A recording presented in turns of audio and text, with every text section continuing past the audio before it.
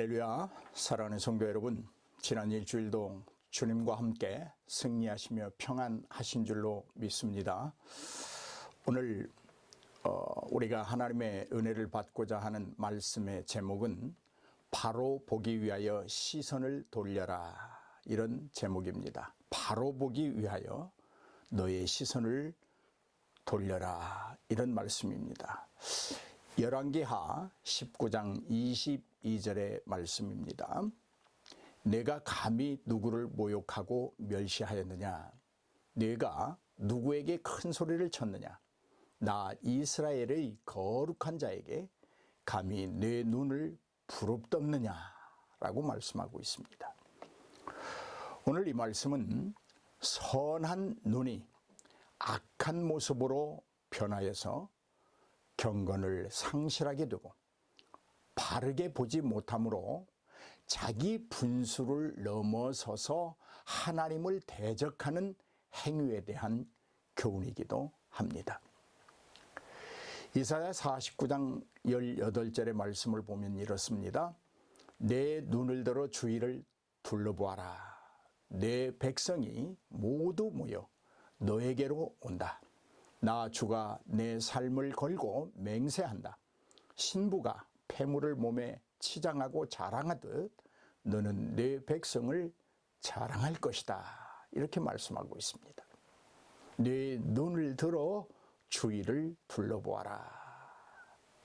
바른 눈을 가지고, 선한 눈을 가지고 바로 보라는 말씀입니다. 우리의 심령의 소망을 넘치게 하는 말씀이기도 합니다. 우리가 가진 눈으로 하나님 안에 있는 소망을 바로 보라는 교훈을 담고 있습니다. 또 말씀을 한 군데 더 보겠습니다. 요한복음 9장 26절 말씀을 보면 그래서 그들은 그에게 물었다. 그 사람이 내게 한 일이 무엇이냐? 그가 네 눈을 어떻게 뜨게 하였느냐라고 바리새인들이 눈뜨임을 받은 자에게 묻는 말씀이 있습니다. 이것은 깊은 영적 의미로 단순히 눈을 보게 하였다는 것 이상의 의미를 담고 있다고 봅니다. 그것이 무엇일까? 너에게 만약 그가 내 눈을 띄워줬다면, 내 눈을 뜨게 하였다면 그 눈을 뜨게 한 목적이 무엇인가를 묻고 있다고 볼 수 있습니다. 사랑하는 여러분, 우리가 누군가의 말을 의도적으로 무시하려고 하면 우리는 그를 향하여 눈을 감는다, 이렇게 표현하기도 합니다.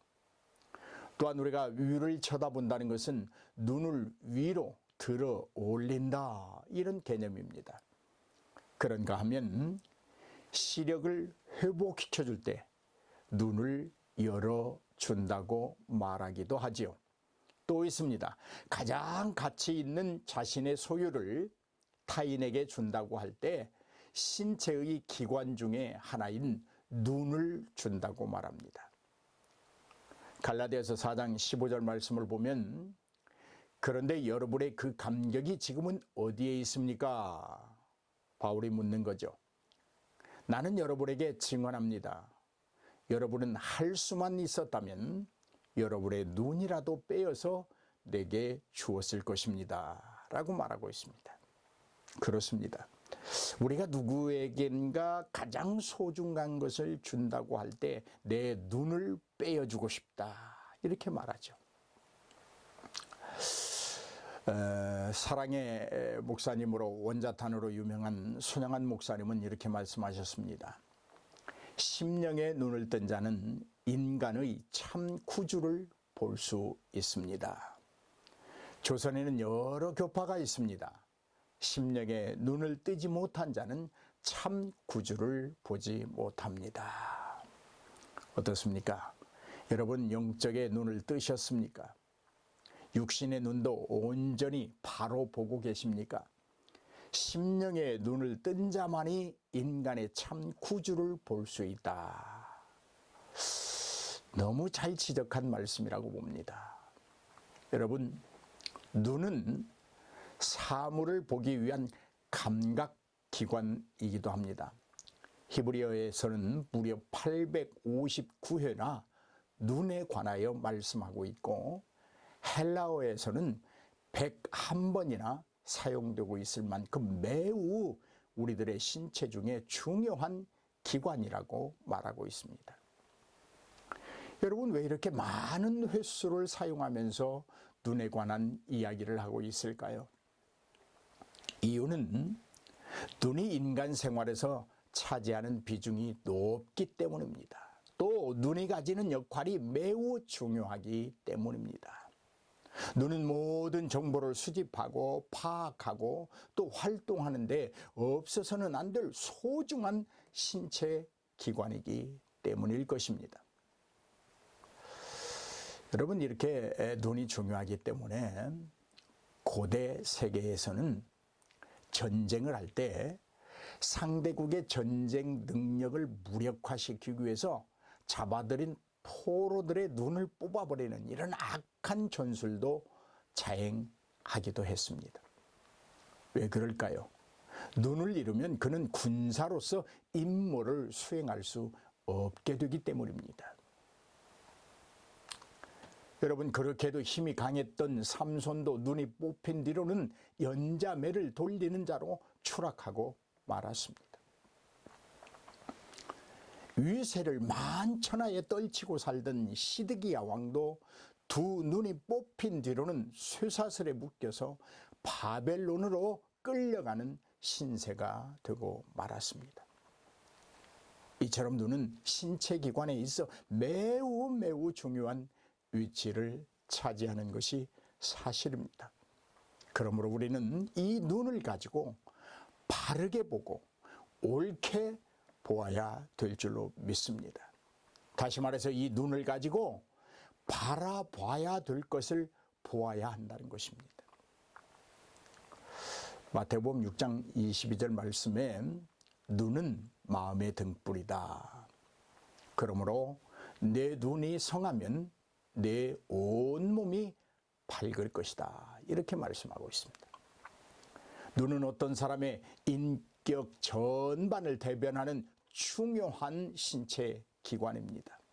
이러한 이유로 총명한 사람을 가리켜서 눈이 빼어나다, 눈이 반짝거린다, 눈이 빛난다, 눈이 예사롭지 않다, 이렇게 말하는 것 아니겠습니까? 사무엘상 16장 12절 말씀에 그래서 이새가 사람을 보내어 막내 아들을 데려왔다. 그의 눈이 아름답고 외모도 준수한 홍안의 소년이었다. 주님께서 말씀하셨다. 바로 이 사람이다. 어서 그에게 기름을 부어라. 이렇게 말씀합니다. 다윗에 관한 이야기죠. 그의 눈이 아름다웠다. 눈빛이 달랐습니다. 눈이 빼어났습니다. 정직하게 볼 줄 아는 눈을 가졌습니다. 바로 볼 줄 아는 눈을 가졌습니다. 봐야 할 것을 보는 눈을 가졌다는 말입니다. 우리가 여러분, 반대로 성경은 외모가 볼품없는 사람을 가리켜서 시력이 약하다, 그렇게 말하고 있기도 합니다.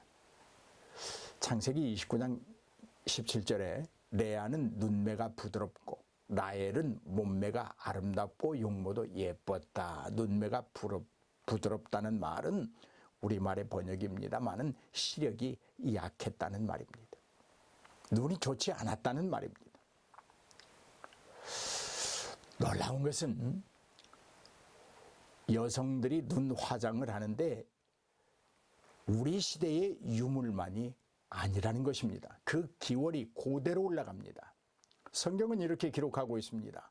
열왕기하 9장 30절에 보면 예후가 이스라엘에 이르렀을 때에 이세벨이 이 소식을 듣고 눈 화장을 하고 머리를 아름답게 꾸미고는 창문으로 내려다 보았다. 눈 화장을 했다. 그러니까 눈을 아름답게 만들기 위해서 여성들이 눈 화장을 하는데 그것이 이 시대의 유물이 아니라 고대에 이미 눈 화장을 하고 있었다.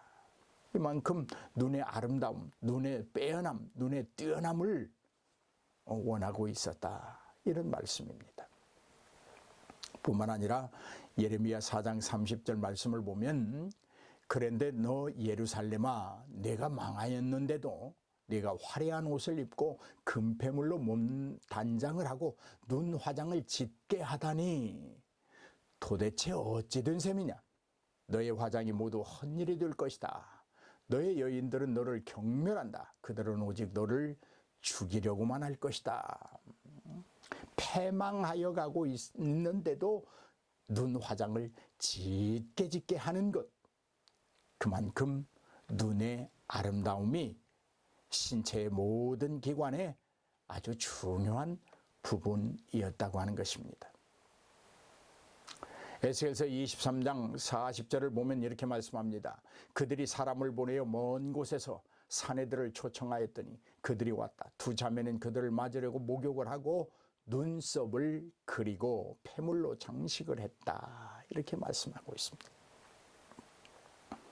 그런데 여러분, 외관상 눈 화장을 곱게 하고 눈썹을 짙게 그리고 눈 화장을 아무리 아름답게 한다고 해도 그보다 더 중요한 화장이 있습니다.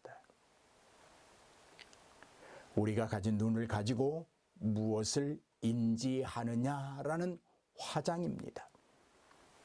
무엇을 보고 그것을 어떻게 판단하고 우리의 삶에 어떻게 투영시키느냐라는 문제를 말하고 있습니다. 눈을 통하여 우리는 많은 것을 습득하고 습득된 것들을 표현하며 살게 되어 있습니다. 지식도 그렇습니다. 감정도 그렇습니다. 건강도 그렇습니다. 또한 영성의 문제도 동일합니다. 여러분, 한번 성경에서 예를 들어 보겠습니다. 우리가 잘 아는 최초의 여인 하와의 이야기입니다. 에덴 동산에서 모든 것을 다 주신 하나님, 금하신 것이 있었습니다. 그것은 선악과입니다. 그런데 하와는 자기 그 선한 눈을 가지고 선악과를 바라보는 순간 먹고 싶은 충동을 억제하지 못합니다. 바로 보지 못했습니다. 옳게 보지 못했습니다. 결국 선악과를 따먹음으로 인류에게 죄를 전가하는 자가 되고 말았습니다. 그렇습니다. 우리가 무엇을 보느냐도 중요하지만 바로 보는 것이 중요합니다. 무엇을 바라봄으로 느끼는 감각도 중요하지만 옳게 바라보고 가지는 감각이 더 중요하다고 하는 사실입니다. 다시 말해 우리 눈에 보이는 대로 그것을 선택할 수 있는 것이 아니라는 말입니다. 우리의 눈은 반드시 하나님의 말씀 아래서 바로 보고 옳게 보아야 하고 옳게 판단해야 한다는 말씀입니다. 창세기서 3장 6절로 7절에 그렇게 말하고 있죠. 여자가 그 나무의 열매를 보니 먹음직도 하고 보암직도 하였다. 그뿐만 아니라 사람을 슬기롭게 할 만큼 탐스럽기도 한 나무였다. 여자가 그 열매를 따서 먹고 함께 있는 남편에게도 주니 그도 그것을 먹어버렸다. 이렇게 말하고 있습니다. 여자가 열매를 보았습니다. 결과는 하나님의 명령을 어기고 죄를 짓게 되었다는 말입니다. 그렇습니다. 잘 보아야 합니다. 아멘입니까? 잘 인식해야 합니다. 그리고 잘 판단해야 합니다. 그런데 잘 보고 잘 인식하고 잘 판단하는 과정이 눈에서부터 출발한다고 하는 것에 우리는 주목해야 합니다. 하와의 눈은 죄의 통로로 사용되는 최초의 사례가 되었습니다. 하와의 눈은 악한 눈이 되고 말았습니다. 이 악한 눈이 가져오는 결말을 여러분 알고 계십니까? 잠언서 28장 20절에 대답하고 있습니다. 죄악의 눈이 어두운 사람은 부자가 되는 대해만 바빠서 언제 궁핍이 자기에게 들이닥칠지를 알지 못한다. 이렇게 기록하고 있습니다. 죄악의 눈이 어두운 사람은 궁핍이 들이닥친다라는 말씀입니다. 그런데 그에 대하여 대비조차 할 수 없는 인생, 궁핍이 들이닥치는 그때를 알지 못하는 인생, 어떤 인생일까요? 악한 눈을 가진 자다. 바로 보지 못하고 옳게 보지 못하고 바로 깨닫지 못하는 눈이다. 그 눈을 소유한 자가 궁핍이 몰려온다. 성경은 악한 눈만이 아니라 술에 취하여 붉어진 눈도 옳지 않은 눈이라고 교훈하고 있습니다. 잠언서 23장 29절의 말씀입니다. 재난을 당할 사람이 누구며 근심하게 될 사람이 누구냐? 다투게 될 사람이 누구며 탄식할 사람이 누구냐? 까닭도 모를 상처를 입을 사람이 누구며 눈이 충혈된 사람이 누구냐? 그렇게 말하고 있습니다. 여러분, 재난을 당할 사람이 누구라고요? 그렇습니다. 술에 의해 눈이 충혈된 사람입니다. 근심하게 될 사람이 누구라고요? 술에 의해 눈이 충혈되어 있는 사람이라고 말하고 있습니다. 다툴 사람과 탄식할 사람이 술에 취해 눈이 붉어진 사람이라고 말합니다. 까닭도 모르고 상처를 입을 사람이 누구냐 하면 눈이 충혈된 사람이라고, 확실하게 눈이 충혈된 사람이 까닭도 모르고 상처를 입게 된다고 지목해서 말씀하고 있습니다. 어디 그뿐입니까? 성경은 유혹하는 눈을 음심이 가득한 눈이라 이렇게 지적하고 있습니다.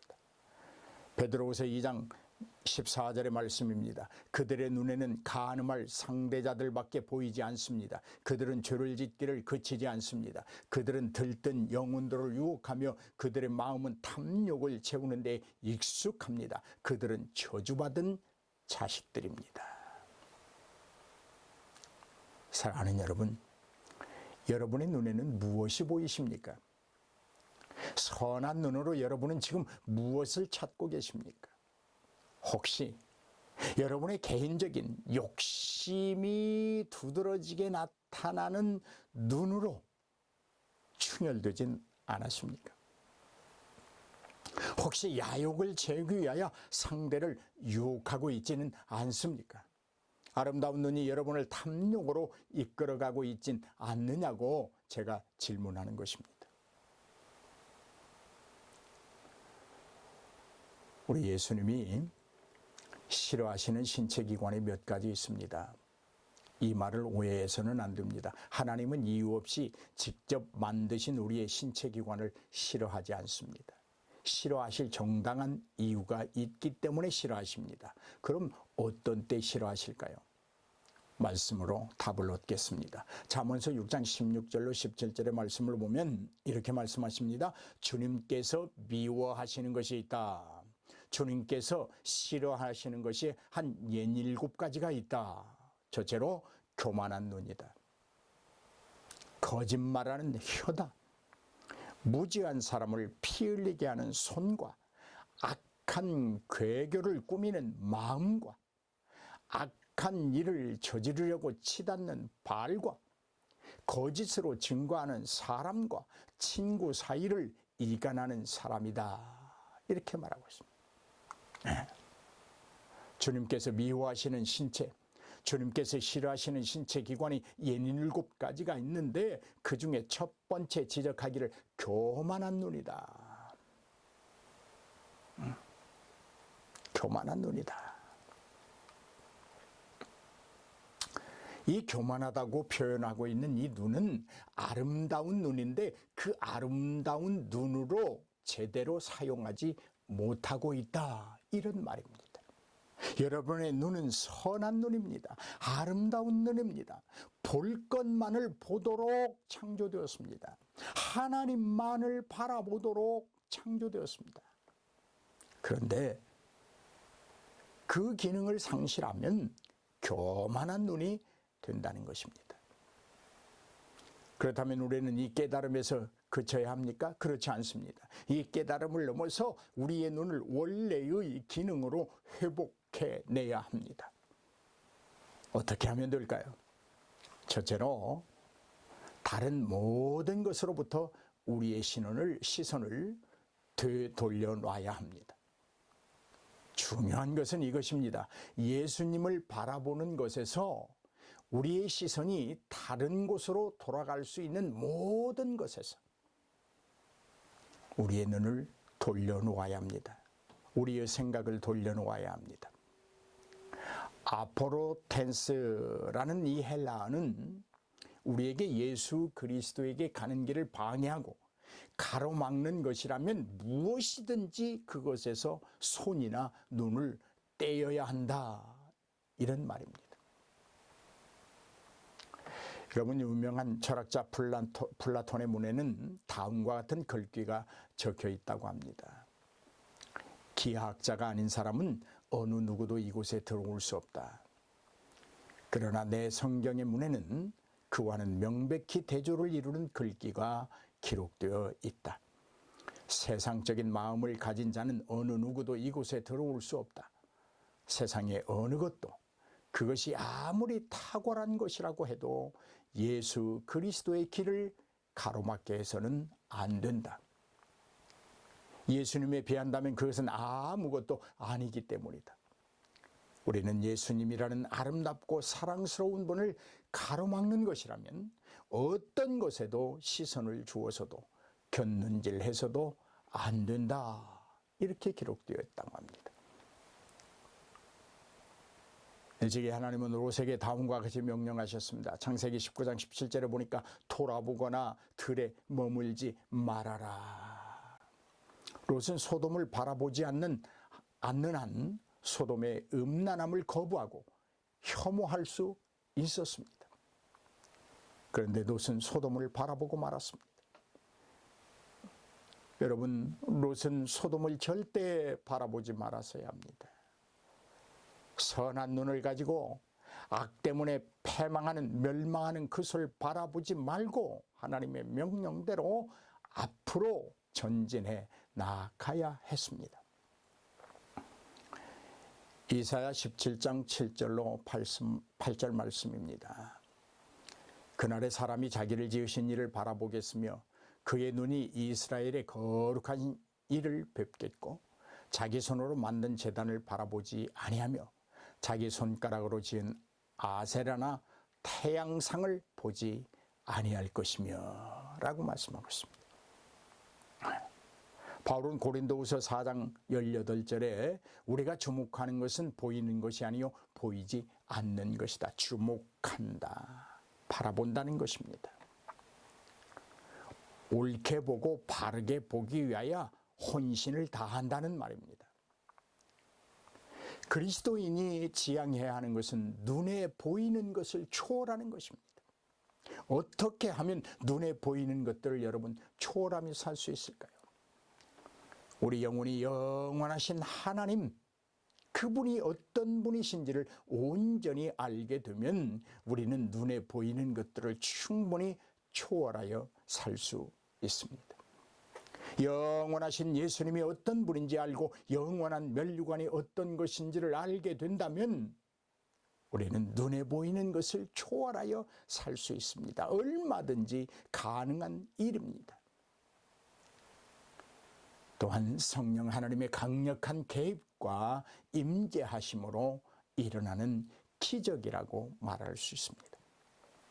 그러므로 여러분, 우리는 성경을 의지해야 합니다. 성령 하나님이여 내 눈을 바로 보게 하여 주옵소서. 성령 하나님이여 내 눈을 옳게 보게 하여 주옵소서. 성령 하나님이여 내 눈을 통하여 읽혀지는 모든 그 감각들이 옳고 바르게 하여 주옵소서.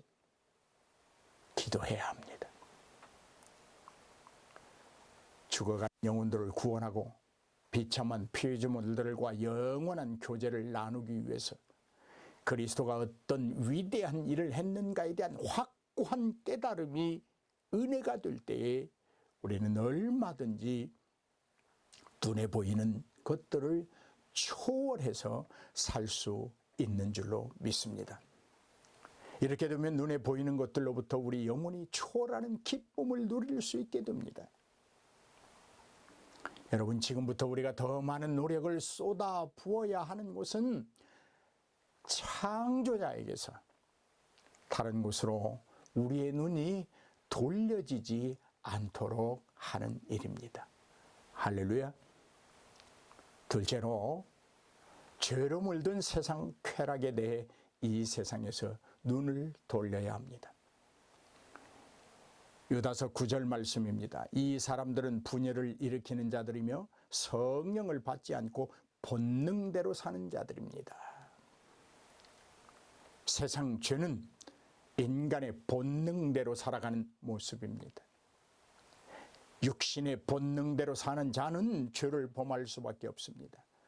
본능대로 생각하고 본능대로 바라보고 본능대로 감각을 느끼는 자는 타락한 세상 속에서 쾌락을 얻으려고 할 것입니다. 우리는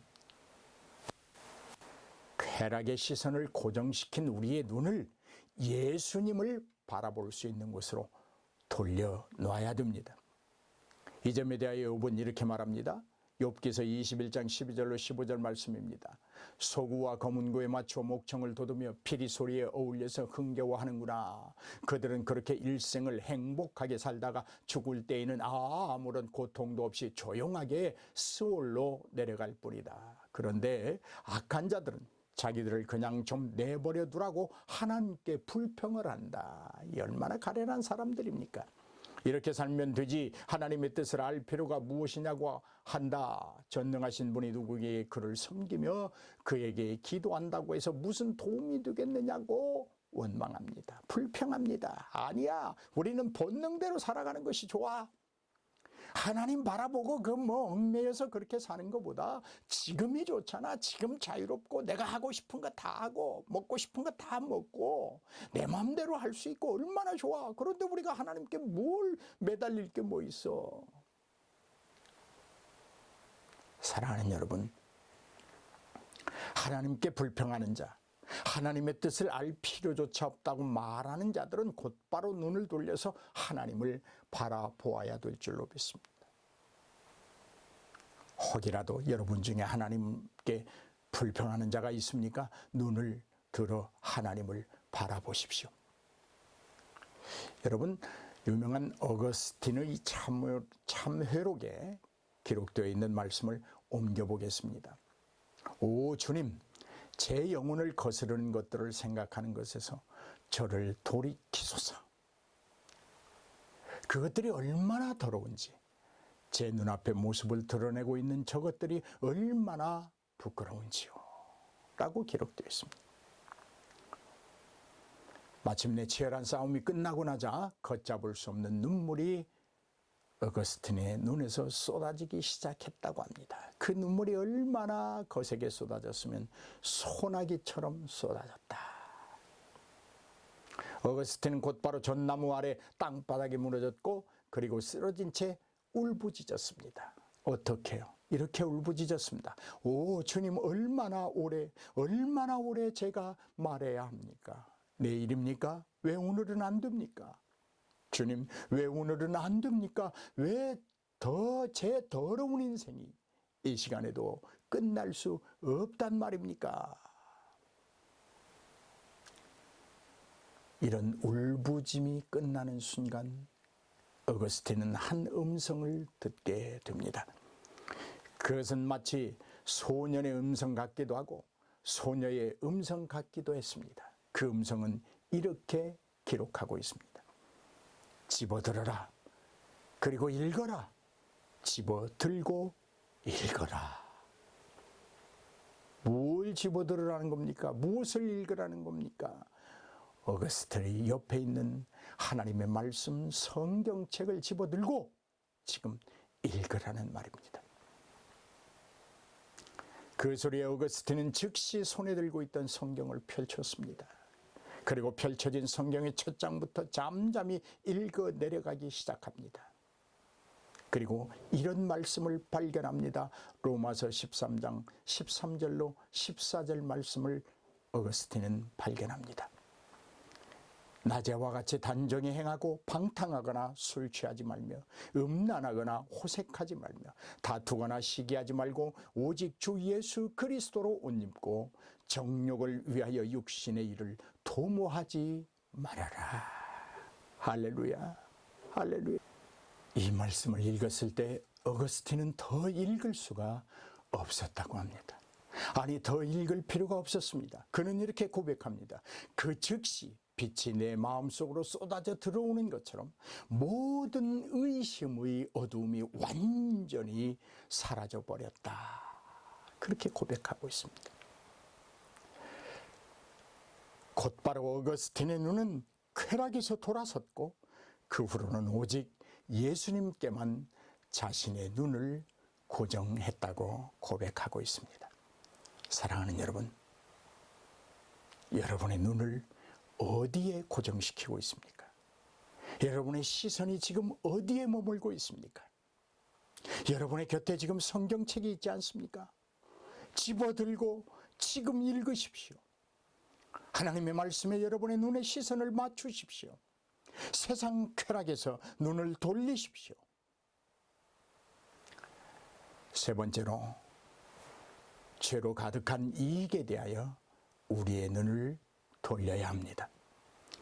죄로 물들어버린 이익에 사로잡혀 있는 자는 예수님을 바라볼 수 없습니다. 어쩌면 예수님마저도 자신의 이익을 채우는 하나의 활용품이 되고 말 것입니다. 왜냐하면 누구든지 세상을 사랑하는 자는 아버지의 사랑이 그 안에 있지 않으므로 눈에 보이는 것만을 쫓아 살게 되기 때문입니다. 세상이 우리를 지배하는 양은 곧바로 우리 안에 있는 하나님의 사랑과 우리를 향한 하나님의 사랑을 빼앗아 가게 만듭니다.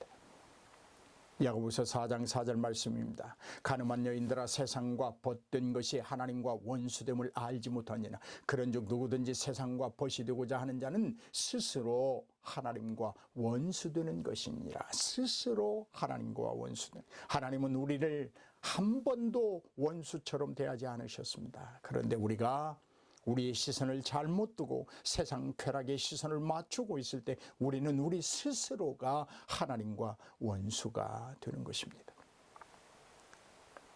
우리 안에 있는 탐심은 영적 간음이라고 말할 수 있습니다. 성도가 세상을 사랑한다는 것은 하나님의 극진하신 사랑을 배신하는 행위로 영적 간음자가 되는 것입니다. 하나님과 그리스도 안에 모든 것이 있음을 알면서도 아직도 세상에서 무엇인가를 얻고 채울 수 있다고 생각하는 것은 하나님이 주신 선한 자유의지의 실종이며 생각의 간음인 것입니다. 우리에게 영적인 숭배자가 있습니다. 그분은 하나님이십니다. 오직 한 분 하나님이십니다. 그런데도 세상을 사랑한다면 그것은 영적 우상 숭배입니다. 영적으로 하나님을 숭배하는 자가 되느냐, 아니면 영적으로 우상 숭배자가 되느냐, 그것은 우리의 시선이 어디에 머물러 있는가에 따라 결과를 가져오게 됩니다. 여러분, 금송아지만이 영적 우상 숭배요 배신의 행위가 아닙니다. 우리의 삶이 하나님을 떠나 있을 때, 우리의 시선이 하나님에게서 돌아섰을 때, 우리가 바라보는 눈으로 올바르게 보지 못하고 바르게 보지 못할 때 그 누구든지 하나님 앞에서 우상 숭배자가 되는 것입니다. 우리는 생각으로 우상을 숭배하는 때가 있습니다. 몸은 더럽히지 않아도 감정적으로 간음하는 때가 있습니다. 불결한 눈으로 세상을 보고 판단함으로 정욕에 휩싸이게 되는 때가 있습니다. 사랑하는 여러분, 우리도 충분히 세상적인 시선에 빠질 수 있습니다. 헝클어지고 흩어지게 하는 생각을 가질 수 있습니다. 유혹이 강하게 되면 예수 그리스도보다 세상이 더 강렬하고 아름답게 보일 수 있습니다. 하나님 안에서의 삶보다 세상이 더욱 근사해 보이십니까? 성경 말씀보다 다른 글귀들이 더 멋지게 보이십니까? 그렇다면 지금 당장 여러분의 눈이 시선을 주님께 맞추시기를 바랍니다. 지금 여러분의 곁에 있는 성경을 당장 집어들고 읽으시기 바랍니다. 늦어지면 늦어질수록 큰 일이 벌어집니다. 늦어지면 늦어질수록 부끄러움을 당하게 됩니다. 멸망이 눈앞에 다가옵니다. 하나님의 도움을 얻을 수 없습니다. 여러분, 세상을 더 좋아한다는 것은 탐심과 간음의 가장 높은 단계라고 말할 수 있습니다. 그릇된 눈을 가진 자 중에 지도자에 속한다고 말할 수 있습니다. 사모함 때문에 무분별하게 일어나는 욕심들은 하나님을 슬프게 만듭니다. 사모하십시오. 세상이 아니라 하나님을 사모하십시오. 불일 듯 일으키십시오. 세상을 향해서는 안 됩니다. 하나님의 일을 위하여 여러분의 가슴에 불을 지피십시오. 여러분의 눈을 맑게 하십시오. 그리고 여러분의 시선을 하나님께 맞추십시오. 우리의 생각은 마땅히 주님께 드려야 합니다. 우리의 마음도 모든 지킬 만한 것 중에 으뜸가는 것입니다. 우리의 눈을 바로 보아야 합니다. 깨끗함을 유지해야 합니다. 내 눈에 티끌도 없어야 합니다. 남의 눈에 들보는 보지 말아야 할 것입니다. 여러분, 거라사에서 돼지를 지키던 사람 이야기를 아시지요? 예수님을 만났지만 그에게는 아직도 돼지가 더 소중했습니다. 예수님을 볼 수 있는 눈, 지금 보고 있는 눈을 갖고 있었지만 그깟 돼지가 뭐라고? 뭐 그리 돼지가 중요하다고? 보긴 보았는데 제대로 예수님을 보지 못함으로 말미암아 그가 메시아인 줄을 알지 못했습니다. 눈을 돌리십시오. 눈을 돌리십시오. 바로 보십시오. 바로 보십시오. 눈은 여러분의 마음입니다. 여러분의 마음속에 하나님을 뚜렷하게 각인시키고 간직하고 하나님의 말씀과 윤리와 법도와 계명과 규례를 잊지 않고 있다고 하면 여러분의 눈은 반드시 하나님께 고정되어 있을 것입니다. 그런 자들에게 하나님은 이 땅의 영화와 복을 주시는 분이십니다. 눈의 시선을 하나님께 맞추고 하나님의 말씀에 온전한 순종을 통하여 하나님의 영광을 드러내는 그들에게 하나님은 내세의 영원한 생명으로 보장해 주시는 분이십니다. 할렐루야.